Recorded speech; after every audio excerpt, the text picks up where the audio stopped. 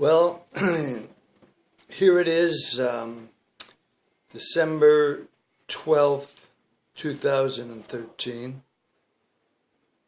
And this is, for me, the 13th anniversary of the time when I made a presentation in Madrid, Spain, at the invitation of Federico Mayor Zaragoza.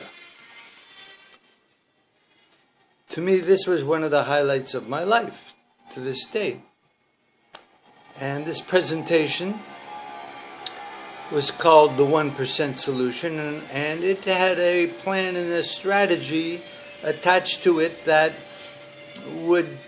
had the potential of changing the way the world was, the social economic dynamic of our planet. After I made my presentation, the Federico Mayor took my paper and waved it in front of the audience and said, "This is what we are going to do." And here we are 13 years later, and the world has totally changed,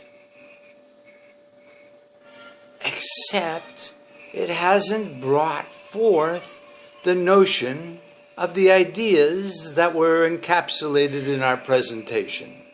And in this I must say that I am a failure in that I've been unable to articulate the possibilities of what I presented way back when.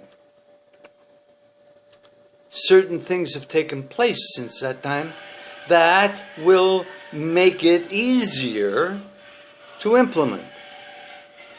Those things that have taken place in the last 13 years are Facebook, LinkedIn, the BlackBerry platform, the ISO 26000 standard, UNDRIP, United Nations Declaration of Rights of Indigenous People. Those particular ingredients all taken together, today now is the time and this is the place. And it's not going to take the kind of development that has taken place over the last 12 years that have primed the soil, as it were, to enable such a situation to be actualized. Now, maybe you need to understand each of those component parts, but I'm going to assume that you have the intelligence or the memory or have the ability to go in to homeplanet.org and find out a little bit about what I've been talking about these past number of years.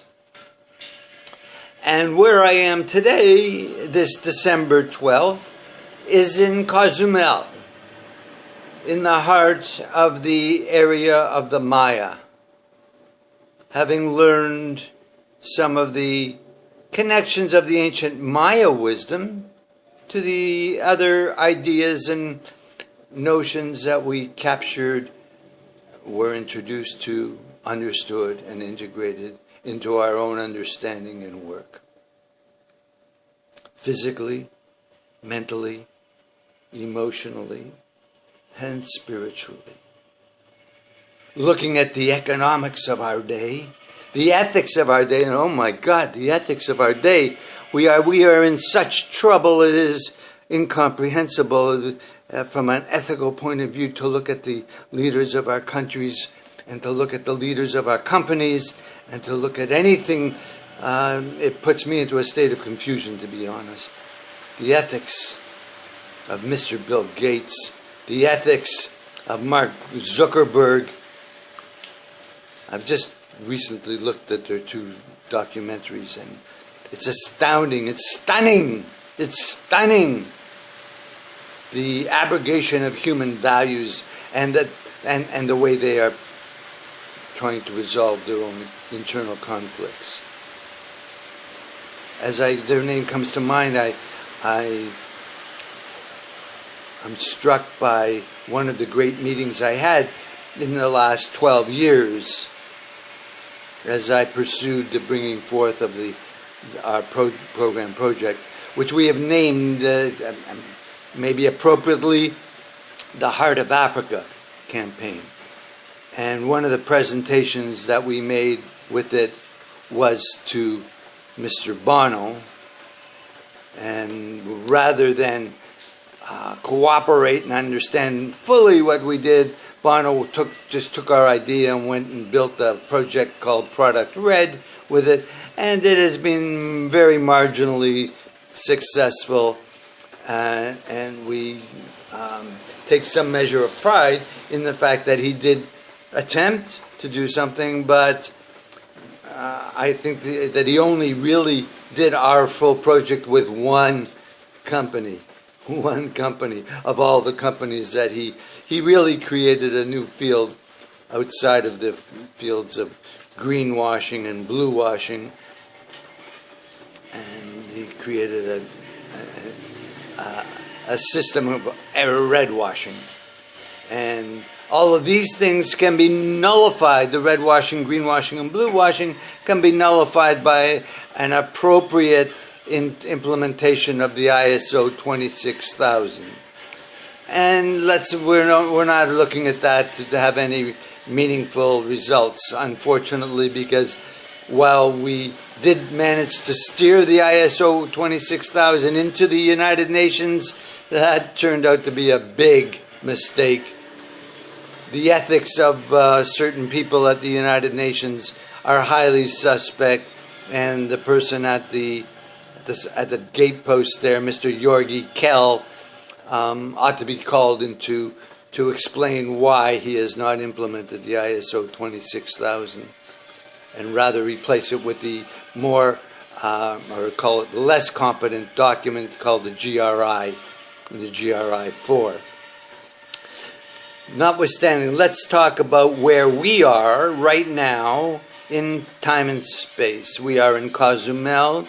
We are looking at the possibilities of implementing our program through the integration that is offered by the platform of the BlackBerry system, which offers security, a secure system, and bringing in I think it's called BBM, it's a messaging system, and using this platform to implement our home planet virtual university and its value proposition of valuing people's times according to the culture in which they live, and putting that information into an integrated platform that everybody can access through their smartphone. The technology is there now to do all this. Will it be done?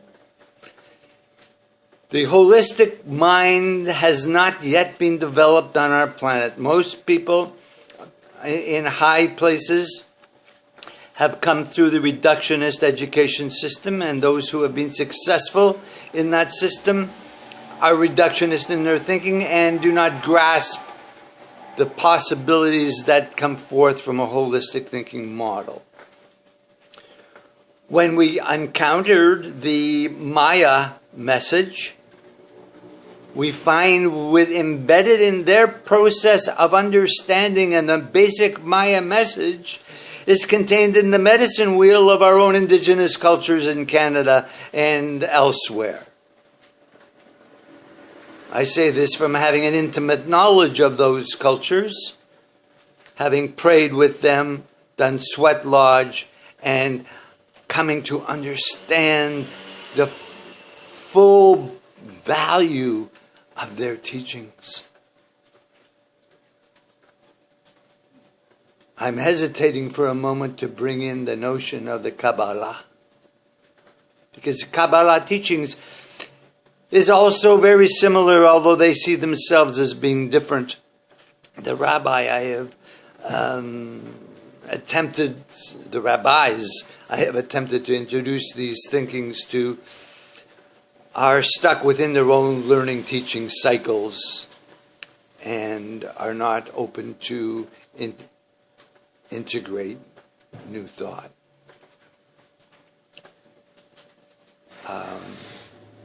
We have, however, introduced the idea that might be able to bridge a gap, and it may be considered frivolous, and it might even be considered foolish, but nonetheless, I'm taking on that responsibility of developing a toast to Canada's Sir John A. Macdonald. Sir John A. Macdonald, I grew up in Canada. I heard the name many times. Macdonald Cartier Freeway, he's on our money. And that was all I knew about him. He was on our money, he was our founding Prime Minister. I've learned in the last year of his full significance, and I'm not going to bore you with it right now, but the impact and the relationship between what he did when he did it is about how he worked with indigenous knowledge and indigenous peoples. His advisor, the Reverend son, Peter Edmund Jones, was that man in Canada that sort of stick-handled Sir John A., because Sir John A. was a drunk, an alcoholic, which I guess served him well, and that's what I hope it's going to serve us, in that we are going to be toasting Sir John A. And the ghost, I am going to play the ghost of Sir John A. Macdonald, sort of as a role as I go and tell the story of how Canada got made and how we resolved the Canadian condition by looking at the original deal and how the Mississauga of the New Credit got Toronto and what's being done with what was given. There are some issues there that we will address at some other point in time with the Toronto waterfront. The Toronto waterfront may be that tool that can be utilized to balance all of Canada. Of course, we do have some fundamentalists running our country, and they are not honest people. I'm talking about the Prime Minister of our country. It's a shame when I have to say that the Prime Minister of our country is not an honest man. I look at the United States and I can say the President of the United States is not an honest man.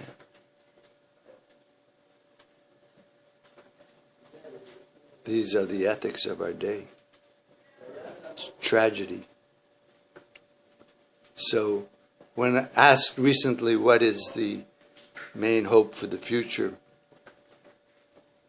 and I was asked it in a questionnaire given to me by Chelsea Clinton, the daughter of our famous Bill Clinton, another questionable rogue. And I said that we need to educate in a multi-sectoral process at the same time, holistic thinking principles. And in this, we have the Maya message to call upon, because the Maya message is about holistic thinking principles. And we call upon all chiefs, we call upon all teachers, we call upon all spiritual elders to look into the messages of the Maya and their importance right now, today, where we are in 2013, as we enter the first, well, we're entering the second cycle of the Maya calendar, which just came through a 26,000-year cycle. Let's look deeply at that message. And then we will be able to implement the plan I presented in front of those leaders at the Foundation for a Culture of Peace in December 12th, 2000 in Madrid, where I presented a plan of how we build an international model that works together. And now today we have all the tools available to do it. Where are you going to be in the doing of that? What are you going to know about the doing of that? Imagine that we had a communications node in 50 cities where everyone in those cities was operating with a particular philosophy of loving each other, of honoring and respecting each other, and that we are all connected, not just with ourselves and our neighbors, but around the world, in cities around the world. Actualizing the Occupy movement conceptually. And not just the Occupy movement, but we also look to bringing in the Thrive movement if Foster Gamble would just wake up to what we're talking about. And the Cultural Creative movement if Paul Ray would just wake up to what we're talking about. And the Shift movement if Steve Danan would just wake up to what we're talking about. All these movements are all out there, all going in different directions, but the same direction basically, but the binding force of a common language, a common understanding. It's in the Maya message. It's in the medicine wheel of the indigenous elders. It's there. It doesn't need to be hidden. The north, the south, east, and the west. It's in the medicine wheel. It's in the economics, ethics, energy, and health. Each one in a different quadrant. The messages are there. The solutions are there. And that's what we're going to be working on. All my relations, may this find you well.